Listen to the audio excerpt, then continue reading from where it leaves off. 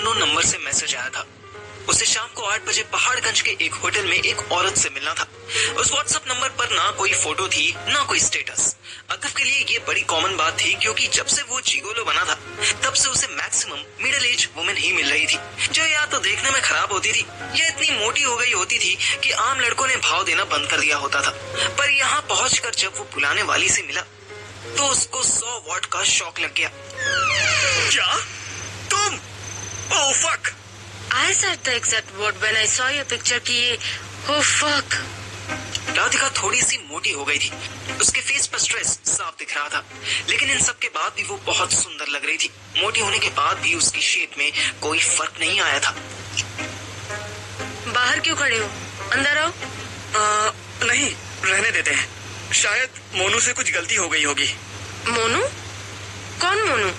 मतलब तुम्हें मेरा नंबर मोनू से नहीं मिला तो फिर किसने दिया? राधिका अंदर चली गई। अथर को लगा वो फोन लेने गई होगी। वो डरते डरते अंदर घुसा। लास्ट टाइम जब मैं तुमसे मिलने आया था तब याद है मुझे, तुम्हारे उस टार्जन बॉयफ्रेंड ने मुझे दौड़ा दिया था। राधिका वापस आई तो उसके हाथ में 2 ग्लास थे, दोनों में रेड वाइन भरी हुई थी। I hope you can drink now। या अभी भी छोटे बच्चे हो? Shut up, मैं तभी पी सकता था। It was a choice। Anyways, तुम्हें मेरा नंबर मिला कैसे? Some Abdul or Abdur whatever send me your picture and your complete biodata। क्या? बायोडेटा? दिखाओ दिखाओ। राधिका ने उसको एक व्हाट्सएप पीडीएफ भेजी। उसमें अथर की फोटो लगी थी, नीचे उसका नाम स्टैमिनम लिखा था। किसी ने एमिनम के नाम का कचरा करके अथर का स्टेज नाम बना दिया था, पर अथर की स्टेज तो बेडरूम होता था, इसलिए स्टैमिना को ही स्टैमिनम कर दिया। नीचे अथर की डिटेल लिखी थी कि उसकी हाइट कितनी है, उसका वेट क्या था। ओ बहनचोद, इसमें तो ड्यूरेशन भी लिखा है। The first round for at least 40 minutes, second round 60 minutes, third round bracket में इफ रिक्वायर्ड 60 मिनट्स। अरे इसमें तो 6000 टिप प्लस ब्रैकेट में मैंडेटरी लिखा है। साला मुझे तो 3000 ही मिलते हैं। तुम कब से प्रोफेशनल जिगोलो बन गए? जब से कॉलेज ने मुझे 5 सब्जेक्ट्स में फेल किया है। एंड थैंक्स टू यू, तुम्हारा वो पार्किंग वाला चेला है ना, उस साले ने मेरे से 50,000 भी ले लिए और पास भी नहीं करवाया। Don't blame him, you are the stupid one. जिसको भी चांस मिलेगा वो स्टूपिड से बेनिफिट लेगा ना। जैसे तुमने लिया। तुमने लिया क्या? तुमने तो मेरी ली। आज पे बैक टाइम है, समझो। You can do whatever you want and guess what, I will pay for that. है ना इंटरेस्टिंग फैक्ट? मजे तुम करोगे और पे मैं करूंगी। Shut up. First of all, तुम्हारे साथ सेक्स करने में मजे सिर्फ तुम्हारे होते हैं, because you are too aggressive. And second, I am not gonna do anything with you. I am leaving now. अरे 6000 रुपीज छोड़कर जा रहे हो? चलो, मुझे तो वैसे भी 3000 ही मिलते। इतना नुकसान मैं सह लूंगा, बट जो तुमने मेरे साथ किया है ना, वो मैं कभी नहीं भूलूंगा। अथर डोर की तरफ जाने लगा तो राधिका ने उसका रास्ता रोक लिया।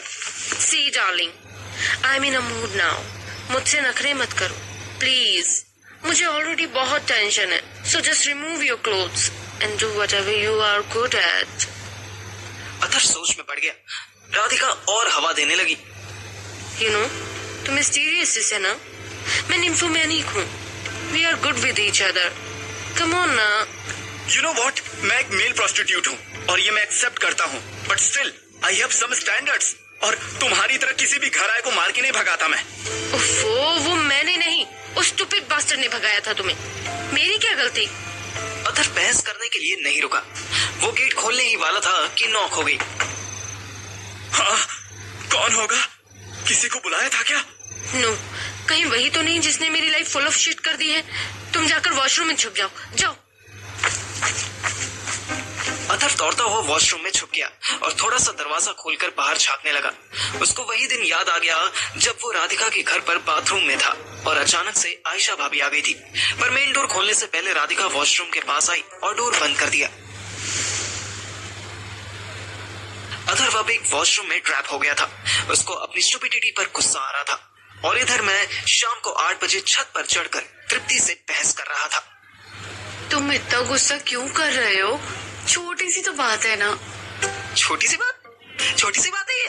पहले तूने गाल पर किस किया था, उससे छोटी बात कह रही थी तू। अब लिप्स पर किया है तो इससे भी छोटी बात ही कहने लगी तू। बड़ी सी बात क्या है फिर तेरे लिए? इंटीमेट होना, आई गेस। Shut up. तुझे मजाक लग रहा है? तुझे मैं ऐसा लगता हूँ कि मैं इसके साथ कल उसके साथ करता फिरूंगा? सॉरी, मैं अथर्व जैसा नहीं हूँ। अगर तुझे सोना है ना तो बता, अथर्व एक्सपर्ट हो गया इन सब में। तेरी आंख शांत करने के लिए मैं उसे पे कर दूंगा। तेरे लिए तो डिस्काउंट भी दे देगा। शट अप पार्थिव, बस बहुत बक लिया तुमने। तुम्हें ये नहीं दिखाई दिया कि मैं तुम्हें पसंद करती हूँ? पर कम से कम इतने ट्रू तो रहो, एक्सेप्ट कर सको कि तुम भी मुझे पसंद करते हो। What rubbish? मैं क्यों? मैं तो बस सुहानी को। मुझे बुद्धू मत बनाओ। तुम जब सुहानी को देखते हो तो तुम्हें मैं दिखाई देती हूँ। तुम्हारे फेस पे साफ दिखाई देता है यार। और आई थिंक वो भी इस बात को समझती है। That's why she is ignoring you. पर तुम्हें तो समझ नहीं आना ना। तुम्हें तो सती सावित्रा बनना है। वो सती सावित्री होता है, मौका सर होता है। तुम ये बताओ, तुमने और सुहानी ने लास्ट टाइम किस कब किया था? अभी वो तो मुझे ऐसे डेट याद नहीं है, बिजी था ना कंपटीशन के लिए। अच्छा, तो सेक्स कब किया था? बताया ना, बिजी था, मिलने का टाइम ही नहीं मिला। ओके, फिर मुझसे रोज डेली रात में मिलने का टाइम कैसे मिल रहा था तुम्हें? मेरे मुंह में दही जम गया। बाय, मैं जा रही हूँ। जिस दिन तुम्हारे बम में दम आए ना, उस दिन मुझसे बात करना। Now leave my way. Tripti अपनी छत पर कूद गई। वो सही कह रही थी। मेरा मन कर रहा था कि उसको रोको और उसको इतनी जोर से किस करूं कि होंठ कट जाए, पर नहीं, मैंने खुद पर कंट्रोल किया। मुझे अथर्व जैसा नहीं बनना था, यही मेरे ऊपर सबसे बड़ा प्रेशर था। लेकिन मैं लूजर या लगेज बनकर भी नहीं रहना चाहता था।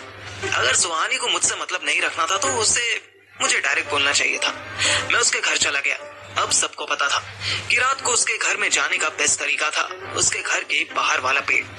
वैसे भी गर्मी इतनी थी, गली वाले अपने घर के एसी और नेटफ्लिक्स में इतने बिजी थे कि उनके पास किसी लड़के को पेड़ पर चढ़ते देखने का टाइम नहीं था। और अच्छी बात यह थी कि मैं अब पेड़ पर चढ़ना सीख गया था।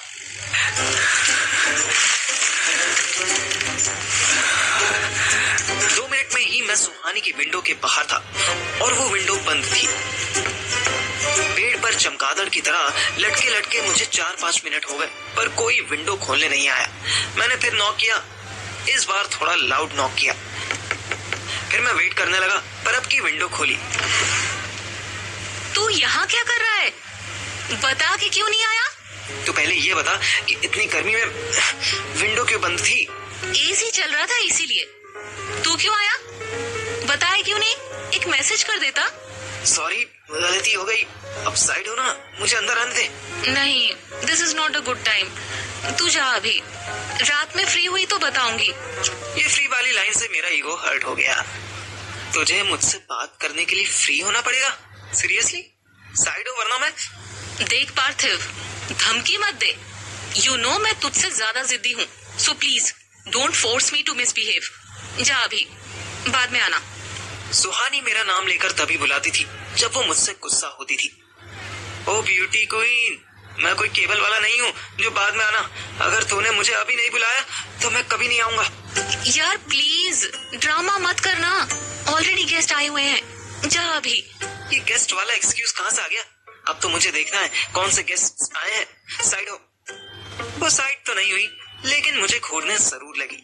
फिर उसने वो किया जो कभी नहीं करना चाहिए था। उसने मेरे मुंह के सामने खिड़की बंद कर दी। मेरी बॉडी में जितने भी बाल थे सब ब्लैक से ब्राउन हो गए। मैं पेड़ से नीचे उतरा।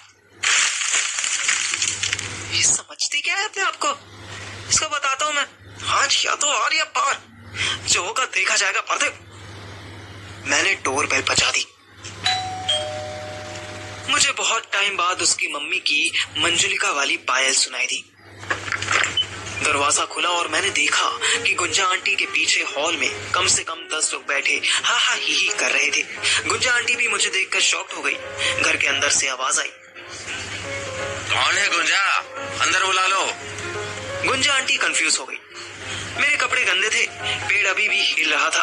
वो 1 मिनट में समझ गई कि मैं बंदर बनकर घर में घुसने की कोशिश कर रहा था। मेरे पतले होने का भी उन पर कोई असर नहीं पड़ा। बोलो पार्थिव, क्या काम है? मुझे सुहानी से 5 मिनट बात करनी है। अभी नहीं, बाद में आना, अभी गेस्ट आए हुए हैं। वो तो देखा मैंने आंटी, पर होने वाला दामाद भी मेहमान ही कहलाता है। पार्थिव, तमाशा मत बनाओ। तो मेरी बात प्यार से सुनो ना आप। सुहानी को बोलो 2 मिनट मुझसे बात करे। That's it। और अगर उसने बात करने से मना कर दिया तो मैं यहीं बैठा रहूंगा, आपके गेट के सामने। कोई पड़ोसी पूछेगा ना कि क्यों बैठे हो यहाँ, तो बता दूंगा कि सुहानी का वेट कर रहा हूँ। डिस्गस्टिंग। राजेश्वरी का बेटा इतना बदतमीज भी हो सकता है, ये मैंने कभी सोचा भी नहीं था। थैंक गॉड मेरी बेटी ने तुम्हें नहीं चूज किया। मेरी खोपड़ी सनक चुकी थी। मैं वहीं पेड़ के पास